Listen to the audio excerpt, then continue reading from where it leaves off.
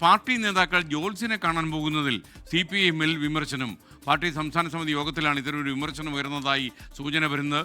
നേതാക്കൾ ജോൾസിനെ കാണാൻ പോകുന്നത് എന്ത് രാഷ്ട്രീയ ബോധ്യത്തിൻ്റെ അടിസ്ഥാനത്തിലാണ് എന്നൊരു ചോദ്യം ഇന്ന് ഉയർന്നു. ഇത്തരം നടപടികൾ പാർട്ടിക്ക് പേരുദോഷം ഉണ്ടാക്കുമെന്നതുകൊണ്ട് അതിൽ നിന്ന് സഖാക്കൾ പിന്മാറണമെന്ന് ആവശ്യമുയർന്നു. സംസ്ഥാനത്തെ മുതിർന്ന നേതാവിനെതിരെയായിരുന്നു ഇന്ന് ഉയർന്ന വിമർശനം. Today for prime time breaking Sreejith തിരുവനന്തപുരത്ത് നിന്ന് ചേരുന്നു.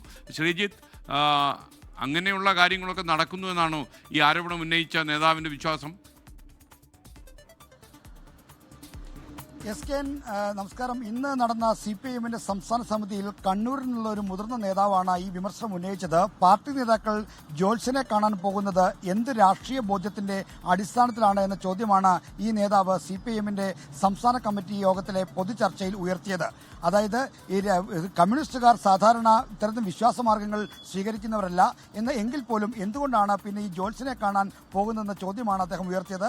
ഈ ചോദ്യത്തിനോടൊപ്പം അദ്ദേഹം മറ്റു ചില കാര്യങ്ങൾ കൂടി ചൂണ്ടിക്കാണിച്ചു. ഇത്തരം നടപടികൾ എന്ത് രാഷ്ട്രീയ ബോധ്യത്തിന്റെ അടിസ്ഥാനത്തിലാണ് നടത്തുന്നത്? അങ്ങനെയെങ്കിൽ ഇത് പാർട്ടിക്ക് പേരുദോഷമുണ്ടാക്കും. ഇത്തരം നടപടികളിൽ നിന്ന് നേതാക്കൾ പിന്മാറുകയാണ് നല്ലത് എന്നാണ് കണ്ണൂരിൽ നിന്നുള്ള നേതാവ് വിമർശിച്ചത്. ആരുടെയും പേരെടുത്ത് പറയാതെയായിരുന്നു CPIM സംസ്ഥാന സമിതിയിൽ ഈ നേതാവ് വിമർശിച്ചത്.